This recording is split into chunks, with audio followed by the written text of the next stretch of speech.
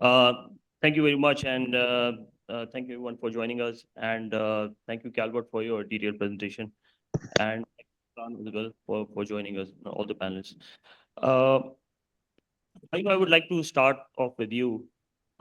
You are in a territory where this has been implemented from an organizational perspective. I just wanted to have your views as to what impacts and changes you've observed in terms of efficiency, in terms of the value that this platform has brought in to entities. Thank you, Sama. Thank you for the opportunity. I mean, I would like to thank ICAP for the initiative and for the opportunity. And I would also want to recognize Khushi's leadership, Farouk's leadership, to champion this digital initiative. Uh, so uh, I think Moin Saab, he really hit the nail on the head, right, when he mentioned about efficiency, about the improvement in the quality of the process. So that's the overlap that we have in terms of what industry expects, and in terms of what some of the experiences or some of the testimonials that I have come across. But I'll probably build on what Moin Saab said. I'll talk about two things essentially. One is that from the ESG aspect, which Calvert mentioned in his presentation, I think that's there has been an increasing focus. There is always like slight ups and downs, but we know that ESG is here to stay. So the benefit of transitioning from the paper-based confirmation process to a digital solution, which is more efficient, more reliable. So the sustainability aspect, environmental aspect, I think that's a big attraction from the industry or the business standpoint. That yeah, I mean, how can business or the business processes help with the carbon credits? Second thing I would say is this: that very important for us. We operate in a very constrained resource environment in a business wherever we do the business globally, in Pakistan, outside Pakistan, in Malaysia where I'm based, right? So in Southeast Asia and APAC. So we have always been operating with constrained resources, and the expectation business leaders set is to do more with less. So I mean, looking at this e-confirm solution, the way I see it is this: that it releases a bandwidth for the finance team members who would, in general, spend time coordinating with the auditor, with the bankers, and spend time in follow-ups for the bank confirmation and printing and all those things. And this, I mean, we can. It gives us flexibility as finance leaders to repurpose some of the resources to more of analytical work or some of the other business needs, right? So these are the couple of points I will add on to what Mohit Saab mentioned about quality, process expectations, and things like that, right? So back to you, Sama. Thank you, Mayu. Um, Arslan, coming to you, I think I know you've been part of the team who's been active in this initiative, and as Amir also mentioned, this while everything has changed, all the process has changed. We've introduced technology in the profession. This bank confirmation process is one of the relics that we are carrying. And so, in terms of audit quality as well, there's been an increased focus on the bank confirmation process, especially reliability. So, what are your thoughts on the introduction of this platform on the audit quality, particularly on reliability side? Oh, thank you, everyone. I think lovely to see you all on this topic. I think we have been, uh, in engaged with Calvert and the team and have multiple rounds of this concept. And the first time I think it was introduced to us, I think we were much attracted towards this because of the specific issues that we face in Pakistan. We all, as auditors, share this experience that the quality of the audit evidence around the bank balances is lacking because we have seen instances of fraudulent nature because of the circumstances that we have in Pakistan, because of the volume of the bank accounts that entities operate, and also sometimes the lack of integration within the banks and lack of robust controls to provide balanced information to the auditors. So we are working with remote branches sometimes, in areas where the manager of the branch uh, has the full authority to provide the balance confirmation. And there could be situations of collusions, which we have also seen in the past in some of the instances where auditors were provided wrong information sometimes, misstatements in terms of the balances and the underlying information. And unfortunately, when it comes to bank balances, the auditors heavily rely on what they get from the banks in terms of the confirmations. And when they receive something, I think they basically take this as a very strong evidence to rely their audit procedures and conclusions. And when this evidence is compromised, then obviously it increases the audit risk to a very high degree. And globally, we have also seen major scandals like Satyam and also in Wirecard. The issue was wrong information or misinformation or absence of information from the counterparties and the institutions. If that information was received on a timely basis and correctly, then I think perhaps those frauds would not have happened.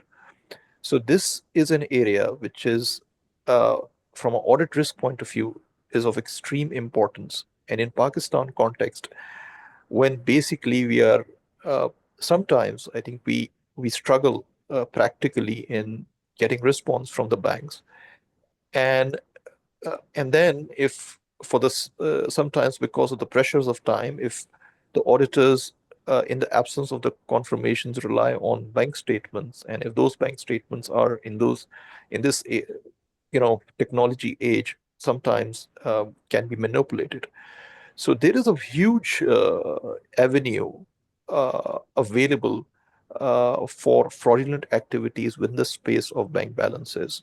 And sometimes there are facilities which are not other than bank balances uh, in terms of liabilities or contingent liabilities which remain unconfirmed. So when using this platform, the auditors will get into a direct communication with the banks and also with the authorized persons within the bank. So nobody else can provide information other than the people who have been authorized for this purpose by the bank itself, and in a secured environment can share this information, and also on a timely basis with almost, I think, what we have been told is about almost 100% of the response rate experienced in Malaysia and wherever it is implemented. So it is certainly going to increase the audit quality to much degree, and also the underlying evidence quality that we currently receive for banks. So it's a no-brainer, but the only thing is the process itself requires uh, a huge stakeholder engagement, not only auditors, but also banks, which actually we are trying to engage also the central bank to basically help us implement this process. And basically, until and unless we have all the stakeholders realizing the significance of this, uh, it will take more time to implement. So what we are trying to achieve is that it is not only the benefit of the auditors, but also in the benefit of the bank's community as well, because the information which comes from their bank, if that information is compromised, so it increases the liability risk also on the part of the banks. And that's the reason why some of the global banks like are not accepting manual confirmations from auditors, and they are as a policy have are also are only allowing auditors to send confirmations through some designated platforms. So this has been realized by some of the global banks already, and that push has come from the banks themselves rather than from the auditors. But in Pakistan, we want to go in a very collaborative way. And I think it's very happy to see that we have representation from State Bank today as well, and our bank's colleagues are also present in this forum. So thank you so much. And I think this is this is something which should be implemented, as quickly as possible. Thank you, Aslan, for a very detailed response. So, Alim Saab, coming to you, you're part of OICCI, and you sit on several boards and audit committees. So, I'm sure you've noted the auditors' letters and pending confirmations in every board meeting and audit committee meetings. So, I just wanted to have your thoughts on implementing this program from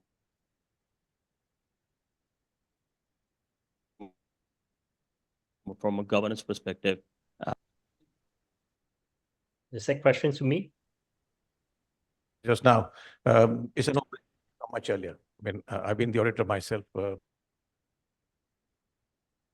in the profession also, and as you rightly said,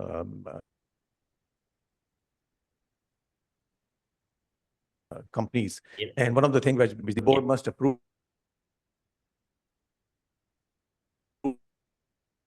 and before that, I will only sign the accounts when the whole audit process has taken place, punches have been. So from that angle, I think it's, but like any the technology, it will take time. And I think that Chairman perspective, I think it's a great thing. The efficiency should improve. I think the auditors will also feel about it, and it will save time also. And from the ESG point, of course, no paperwork, no time. So people will have to explain where to justify the time that they used to spend on chasing the banks and the, delaying the audit for one reason or the other. So I think all in all, it's a great initiative. We fully support it. And I think it's not very late for us to adopt. But we should not expect that it will be implemented immediately. I think people will take time to understand. I think we have a lot more to cover in the process. But all in all, very great initiative. We'll say from the ESG viewpoint also, it will be very, very positive going forward. And governance point of view also, I mean, I think this is one step, but that it will lead to many other, improvement as well going forward. Thank you. Calvert, one quick question. Thank you you gave a very detailed presentation on security and everything, but what I was curious about was that what are the upcoming features, that people will be able to see in your platform, and do you have any prospect of AI coming in this as well? And I just wanted to ask one more thing, is that, a lot of people, all the entities, whether they're auditors or banks, once they, whenever they onboard an application, generally they tend to do, onboard as part of the onboarding process, they tend to go through their own risk assessment procedures that involve, technology risk assessments and all that. So what sort of help will you be able to provide in that process? As Alim Saab also mentioned, that this is going to be a lengthy process. Maybe, we can try to make it as smooth as possible, but will there be any help available in terms of information required for onboarding? Right. Thank you for the questions. So there are a few questions here. Let me talk about the features. So I think one of my desired features that's further to improve the system is the authentications to be integrated to with, let's say, in our regions, right, in our countries, we are going to implement a national ID, digital ID. So what this digital ID is about is in futures, the user would not require signatures, right? They were just more on digital signatures to do so without a physical presence. And if it pass even in the fintech in our area, and if we are able to integrate that together, and the bank also integrate that together, what that means is it will save the banks a lot more time, okay, to do a verification. Right now, the banks still have to do the verification in terms of signatures, right, for each of the authorization. So just imagine if we can do e-authentication with the digital signatures. It means whatever information pass through, okay, it will strictly pass through the bank backend system, and it will further reduce the time for the bank to process that this kind of information. They will immediately know whether these authorizations are valid. Okay, so this is actually one of my current tasks to make this system to another level. Of course, in the other areas, in the auditors wise, so debtors and creditors confirmation in the pipeline. Okay, legal confirmation are also in the pipeline. All right, and go back to the second question about the onboarding. Yeah, onboarding of the banks and auditors. Okay, we don't have many challenges, much challenge in terms of the onboarding the auditors. Okay, because and even to convince the companies.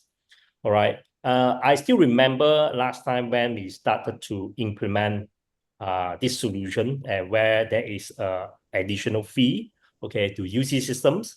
Some of the even small auditors always voice out, okay, you know, it would be costly, you know, and the banks, you know, their clients will have a sound on that. Well, it was options, you know, to the companies to use it. It's just like the highway. Okay, if you don't want to use highway, which actually will save your time, make it more safety for you. Okay, if you're willing to pay the additional fee, you use it. If you not, you can use the old way. Yeah. Even to the bank side, also the same thing. So after using a while, I believe right now, if I asked them to go back to using a manual way, I don't think they wanted to. Okay, so it's the other way around. I think they rather to just spend that additional money. After all, it's just a once a year kind of fee. It's not you know, every time. It's just once a year to make the process better. Okay, and from the bank side also, they make the whole thing to be more controllable, manageable. Okay, and from the bank side, the onboarding bond bank side, you know, the banks sometimes more sensitive. Okay, so of course, when they talk about that, these, you know, the securities and policy are coming. So we had a very challenging, really challenging time that time, you know, about we spent our 2 years time, you know, work together with the MIA, Malaysia Institute of Accountants, similar like ICAP here, to talk to a bank and things like that. But that was more challenging because that time, you know, we are trying error and we do not have a technologies on hand. Okay, we don't have technology, do have pull anything, you know. Every time I go back, I thought I solved it already. I demonstrate to them. No, they will have other questions. There are other questions, you know. There were 150 criteria. We spent 2.5 years, okay, to come on all these things. And then eventually we managed to get it on. So I believe in Pakistan, this case today, I think it should be easier because the platform is there, testimony is there, okay. All the users have been using it. So I hope that to be easier. So of course, we foresee some challenge like all these questions, but I have all the answers for you. Okay, of course, it could be some localized questions, you know, I'm waiting for if there's any local question that I hope to help. I will help. Other than that, some of technical question, it should be almost quite similar. Okay, whatever happened in Malaysia, because we are talking about professional question here, both the accounting standards, banking system, and also technologies, I believe it was same in the whole world. Okay, requirements are almost the same, except probably 0.1%, which probably a localized system, localized situation. We probably have to go a few more rounds. Okay, hopefully we got a chance to explain to your banks there here in Pakistan. Basically, there are really not too much of concern, especially with our solution here nowadays. So my conclusion is, it's a matter of time. This is actually, it's definitely had to be implemented one day. Okay, US, America has implemented 20 years ago. Okay, right, 20 years ago. So this region, Malaysia started 5-6 years back. Even though we wanted it 15 years ago, but we decided to make it happen. Make it happen. So, well, since it's something that you know, you have to do it. Why we just not to do it now? If we can do it now, And the cost, I don't think is a very, we are not talking about a very, very major cost here, I would say. So what I'm trying to say in conclusion is actually, hopefully, the banks in Pakistan will be more understandable, okay? Give us the chance for ICAP and also us to actually explain about this whole thing and to make it as a overall industry success. Okay, it's very good. Malaysia is nationwide right now, industry-wide. So it's been a very success case. Thank you. Thank you, Calvert. Aslan, just quickly coming towards you. Calvert just mentioned about you know, the learnings they have faced and the challenges and you know the learning they have seen you know while implementation in Malaysia. So obviously from that perspective, you know, it should be easier in Pakistan, you know, somewhat. But what are the challenges and you know success factors you feel that you know should be you know are there for successful implementation in Pakistan on a wider scale? Because you know we normally see that you know even technology systems implementation can become challenging even in one entity, and we are talking about you know the almost countrywide implementation. Okay. Well, if you ask me, just how I, This is for Calvert. This is for Arsalan. oh, Asad, yeah. Okay, thank you.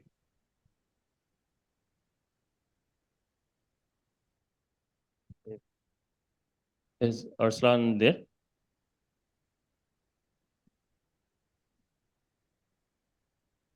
Okay. So Humayun, would you want to answer that? Sure, I mean, I can take a stab at that, Usama. So, essentially, this adoption of e-confirm solution, essentially, we are talking about change management, right? And change is never easy, but it's absolutely necessary. So, good thing in this case, actually, I see two good things coming out of this discussion, this panel discussion, as well as overall the initiative taken by ICAP to organize this discussion on the e-confirm, right? So one of them is this, that I see a very diverse set of engagements in this platform. I mean, in this session today, we have leaders from State Bank of Pakistan, we have leaders from SECP, we have leaders from the Mizan Bank. I think I heard somebody from Pakistan Bankers Association is also there. Then auditors are here from the finance profession. Folks, leaders are here. So I think that's a very good indication that how leaders are progressively thinking about adoption of this new digital solution, right? So that's one. Number two, about challenges around adoption of this thing. I think some of these things Arsalan earlier touched upon when he was talking about the banking sector, some of the challenges that we face in the banking confirmations. And secondly, the Calvert also touched on some of these points about his experience of implementation in Malaysia, right? But now the great news is this, that for Pakistan, you already have a baseline. And this baseline is where it has been implemented, it has been tested, it has been, there have been tons of questions, what Calvert shared from the Malaysian Institute of Accountants, which is a peer accounting body of ICAP in this part of the world. So look at it more as a change management. But the great news is that the broader stakeholders ICAP is engaging. And the second one is that, for Pakistan, we have a base case, which is Malaysia. So I think that should make it easier. Yeah, I mean, it will make it easier, but it will not be super easy, but it will be easier, but it's a step in the right direction for sure. Back to you, Sama. Yeah, thank you, Mayu. I think you know change management you rightly touched upon. I think change management is going to be the bigger you know task. Aleem Sab, final question coming towards you, and before we open the floor for Q&A. We just wanted to learn about what OICCI is doing from its platform in terms of digitalization and promoting and advocating technology in the industry. Yeah, thank you. First of all, OICCI has the benefit of having 200 plus multinationals. So as it is in their, standard of understanding of the latest technology is comparatively better than the environment as such. The other benefit we have is most of the IT companies, international IT companies, are our members. So obviously we try and leverage from two angles. Is that, you know, from corporations like Angro and others who have large setup, what are they doing, and how that can be shared with the members, those who are not at that level. So that is one benefit. The other one is that, as I mentioned about these companies, so we use them on a regular basis, first of all, to share the knowledge between our members also, and then we also invite the other stakeholders as well. And at the same time, our major role right now is twofold. One is that the IT graduates which are coming out, because IT is going to be a big export potential. Our level of education is not necessarily of the highest standard. So we are trying to engage, our members are trying to engage with the academia as to help them improve their syllabus, their level of, you know, contents, which can be, and there we are trying to help. The other thing is that we have issued in the last 3 years, for example, 3 reports on the IT for the Ministry of IT and Technology. It's a different thing whether they have read it or not, or they have how they are going to implement. But we have tried to give them a roadmap as to how to improve the governance in this. It will take some time, but the other initiative which we right now have initiated, but it's taking some shape, is that we are trying to open up some discussion with the government as to how to, you know, bring in the latest technology in some of the institutions, educational institutions, so that the quality of graduates that come out of those universities should earn much more and should be of much higher international standards. So by and large, we are doing many things. We have a lot of responsibility, being the thought leaders of the multinationals, all those. So we're trying to discharge on a need basis also, and as much as we can. And ESG, of course, is a big thing that we are leading. The climate initiative is led by OICCI, and now many others are following. So all in all, this is how we are trying to contribute. Thank you, Limsa. And I think, one thing about technology is that this transformation is critical for startups.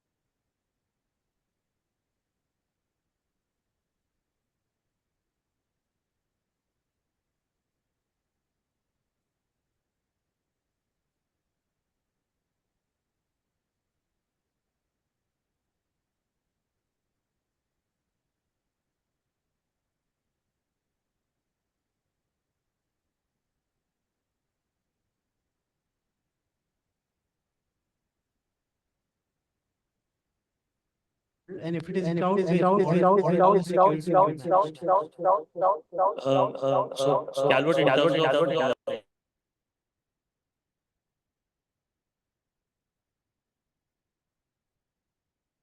Calvert, were you able to hear the question? We can't hear you. Yes, right. But I couldn't hear you just now. Okay, so I'll just repeat your question. So one of the question is that, whether this system can be integrated in future with banks' own systems. And the other thing is, the hosting aspect of the system, whether it's going to be hosted locally or it will be on cloud. Okay. All right, yeah. So number one questions, whether we are able to integrate that to the bank system. Yes, the answer is yes. Just I showed two options. First option is a web access. The other option is actually integration to the bank system if the bank is ready. Okay. So the second question is hosting. Yep. So we plan to if that this is actually the approach is going on. So we plan to host it. We work with the local partners. I mean, first of all, okay, there will be a local partners. You know, we do a technology transfer to a local partners. Okay, and they will be the one who's going to operate and provide the operation support and also to host the system locally in Pakistan. So of course, we have to find a reliable data center solution in Pakistan, right? And whether into cloud or not, well, I'm not sure whether how if you have a reliable cloud in Pakistan. So if that's available, we also can consider as a cloud as well. Yeah. Thank you.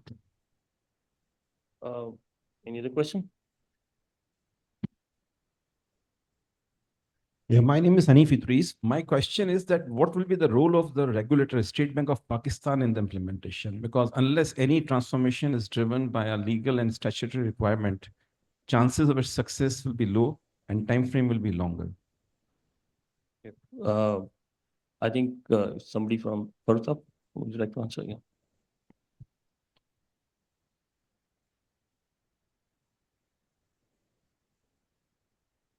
I think during our session, this has been explained that it is going to be originated by the auditor and it is the bank who's going to respond.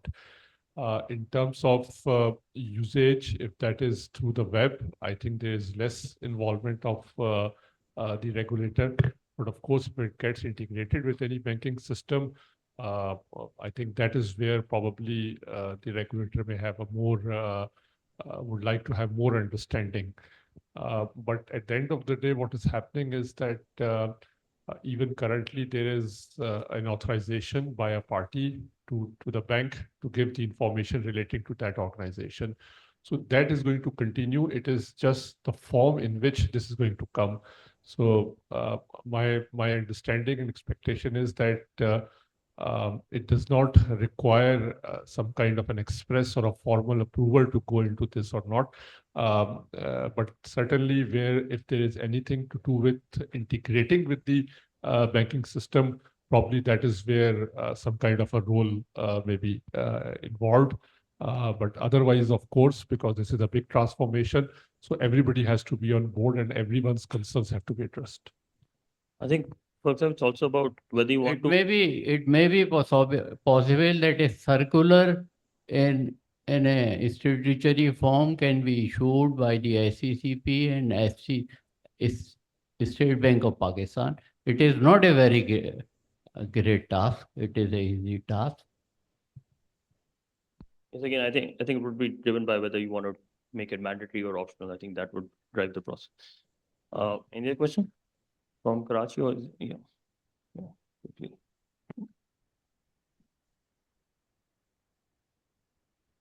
Assalamu alaikum. My name is Muhammad Ali from Bank Levi.